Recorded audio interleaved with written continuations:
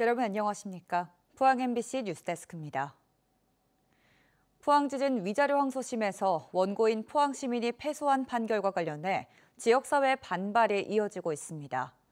특별법 제정과 소송을 이끌었던 시민단체들은 대법원 상고심에 대비하는 한편 걸기대회도 열겠다고 밝혔습니다. 김기영 기자가 보도합니다. 10여 차례 상경 집회 등 정부를 상대로 포항 지진의 진상조사 및 피해 구제 등을 위한 특별법 제정에 기여한 시민단체는 2심 판결에 강한 불만을 표했습니다. 범대위는 기자회견에서 1심 재판부는 국가와 사업자 책임을 인정해 위자료 지급 판결을 했지만 대구고법은 50만 포항 시민에게 또 다른 상처를 주는 이중적 가해를 했다고 성토했습니다. 국가는 지열 발전 사업으로 인한 포항 촉발 지진에 도의적 책임을 지고 포항 시민에게 사과하고 정신적 피해 구제를 대책을 마련하라. 변호인들에 대한 불만도 이어졌습니다. 과실이 있는 관계 공무원과 지진 과학자를 증인으로 신청했더라면 결과는 어땠을까 하는 아쉬움을 남겼습니다. 일부 변호사들만 2심 판결을 변론을 했거든요. 나머지 변호사들은 제가 알기로는 지켜보는 걸로. 곧바로 소송에 돌입했던 포항지진범시민대책본부도 긴급 포럼을 열어 2심 판결의 문제점을 시민들에게 알렸습니다. 정부 책임이 상당하다는 감사원과 진상조사위원회 자료를 근거로 대법원 상고심에 대비하기로 했습니다. 일방적으로 정부의 과실이 없다고 판단하였으므로 이런 부분에 대해서는 상당히 문제가 있는 판결이라고 생각하고 추후 상고심 절차에서 이에 대해 충분히 다툴 수 있도록. 대법원에서 승소하기 위해서는 피고 측 대형 로펌들에 맞설 통합시민변호인단 구성과 양대 시민단체인 범대위와 범대본의 연대, 지역 정치권의 관심이 나와야 한다는 지적입니다. MBC 뉴스 김기영입니다. 영덕군 강구면 3사 유원지에 객실 400개와 야외 풀장을 갖춘 지상 20층 규모의 관광 숙박시설 건립이 추진되고 있습니다. 경상북도는 한 민간 사업 시행자가 사업비 3,200억 원을 들여 영덕 3사 유원지에 연면적 3만 8천 제곱미터 규모의 숙박시설 건설을 추진 중이라고 밝혔습니다. 지난 3월 대형 산불로 관광 산업이 어려움을 겪고 있는 상황에서 대규모 리조트가 영덕에 들어서면 지역 경제에 활력을 불어넣을 것으로 기대됩니다. 울릉공항 활주로 연장을 촉구하는 울릉군민 총궐기대회가 오늘 울릉군민회관에서 열렸습니다. 걸기대회에 참석한 주민들은 울릉공항 활주로 연장은 생존이고 주권이며 미래라며 80인승 항공기가 활주로에서 안전하게 이착륙할 수 있도록 활주로 길이를 대폭 확장하라고 요구했습니다. 주민들은 결의문을 통해 생명과 안전을 외면하는 공항이라면 결코 받아들일 수 없다라며 울릉공항이 안전하고 자랑스러운 대한민국의 관문이 되는 그날까지 절대 물러서지 않을 것이다라고 밝혔습니다. 경주시의 유림지하도 지상화 구조 개선 공사에 반발해 인근 주민들이 오늘 유림숲 지키기 주민대책위 발족 기자회견을 개최했습니다. 주민들은 화랑들의 수련장으로 기능했던 유서 깊은 유림숲을 보존해야 한다며 유림숲을 훼손하지 않는 지하차도 대안을 경주시가 마련해야 한다고 촉구했습니다. 또 유림숲 지키기 주민대책위는 오는 25일 유림숲에서 유림숲 지키기 주민설명회를 개최할 예정이라고 밝혔습니다. 지난 20대 대선 당시 윤석열 후보 명의의 임명장이 공무원과 5.18 단체 회원들에게 발송돼 논란이 일었었는데요. 이 같은 일이 이번 대선에서 또 벌어졌습니다. 대구와 경북 일부 교사들이 국민의힘 교육특보 임명장을 받았는데요. 선관위는 선거법 위반 여부를 들여다보고 있습니다. 이에 국민의힘은 실무자의 실수였다는 입장입니다. 변예주 기자입니다. 국민의힘 중앙선거대책위원회 교육특보에 임명한다. 임명장에는 본인의 이름과 함께 김문수 후보 이름과 직인이 찍혀 있습니다. 오늘 오전 대구와 경북 일부 교사들이 문자로 받은 임명장입니다. 문자에는 김문수 후보 공약을 홍보하는 누리집과 정치 후원 링크도 담겨 있습니다. 학교로 공문들이 계속 오고 있는 게 정치 중립 의무를 갖다가 좀 강조를 많이 하고 있어서 신경을 많이 쓰고 있는데 정작 이 당에서 이런 문자 임명장을 보내니까 좀 당황스럽기도 하고.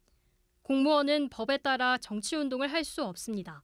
정당에 가입하는 것도 선거할 때 특정 정당을 지지하거나 반대하기 위한 행동을 하는 것도 안 됩니다. 문자를 받은 교사들은 정당 가입도 개인정보 활용 동의도 한 적 없어 불안하다고 말합니다. 정확하게 나와 있는데 이런 개인정보가 너무 누출되는 거에 대해서 상당히 불쾌하고 내 정보가 어디까지 털렸냐라는 그런 불안감에 사실 이 선거를 떠나서 이 정보 출처의 소스를 좀 알고 싶습니다. 지난 20대 대선 당시 윤석열 후보 명의의 임명장이 공무원과 교사, 5.18 단체 회원들에게 발송되기도 했습니다.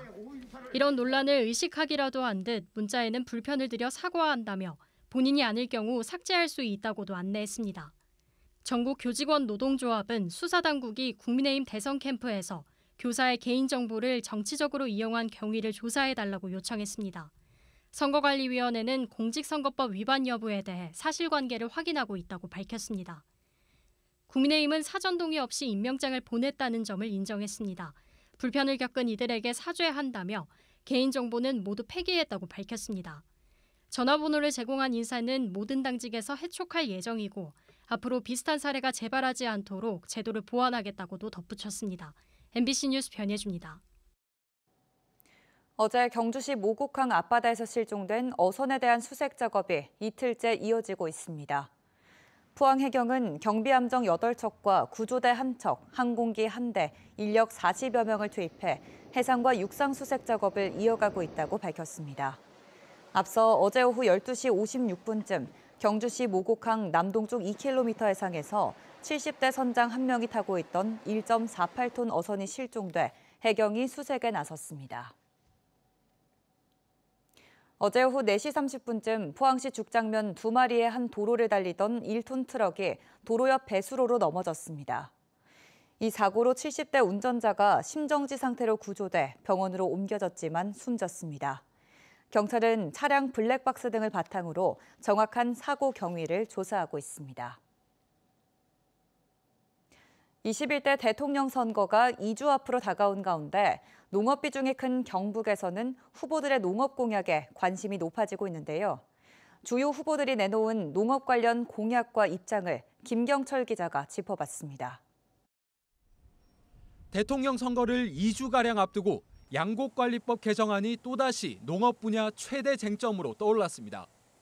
농가 소득 안정을 위해 정부가 남은 쌀을 사야 한다는 주장과 그럴 경우 재정 부담만 커질 뿐 쌀값 지지 효과는 미미할 것이라는 우려가 후보별로 첨예하게 엇갈렸습니다. 도대체 과잉 생산되는 쌀을 왜 더 생산하도록 유도해야 되는 것인지 말씀 부탁드립니다. 가끔씩 과잉 생산되는 경우가 있어요. 그럴 경우는 정부가 사서 양곡 가격을 관리해 주자. 대체작물 지원 제도를 도입하자. 이 두 가지를 동시에 도입하면.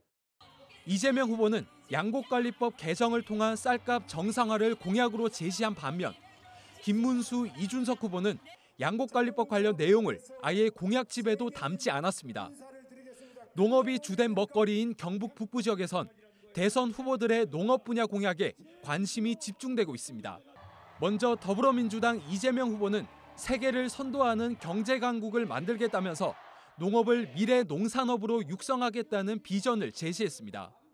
농업을 경시하지 않는 농협을 전략 안보 산업으로 인정하고 농업 종사자들을 공익에 기여하는 그런 점에 대해서 충분하게 보상할 수 있도록 공익 직불금 확대와 농업인 퇴직연금제 도입, 농업 재해 대응을 위한 국가 책임 강화, 햇빛 바람연금 확대 등을 공약했습니다.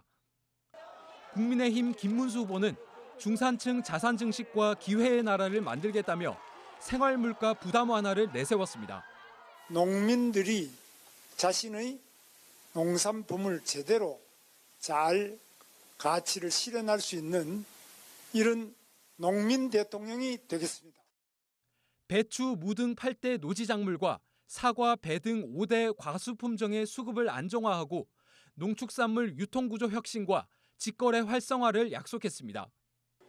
개혁신당 이준석 후보는 대통령 힘을 빼고 일 잘하는 정부를 만들겠다며 부서 간 소관 분야 중복 문제를 최소화하겠다고 강조했습니다. 존재 사명이 퇴색한 부처는 통폐합하고 업무가 중복되거나 옥상옥으로 지적받았던 부처는 실무 위주로 개편하겠습니다. 현행 19개 부처를 13곳으로 통폐합하겠다는 구상인데 농림축산식품부는 수산 관련 기능을 더해 1차 산업부로 만들겠다는 내용이 포함됐습니다. 농촌의 기본 소득이 보장되고 청년 세대들이 들어와서 정착할 수 있게끔 교육, 돌봄, 병원, 문화 등 인프라를 구축해주면 좋겠습니다. 다만 후보들이 공식적으로 발표한 공약 가운데 농업 관련 내용은 극히 일부에 불과해 농업을 둘러싼 위기의식을 제대로 반영하지 못했다는 우려의 목소리가 나오고 있습니다. MBC 뉴스 김경철입니다.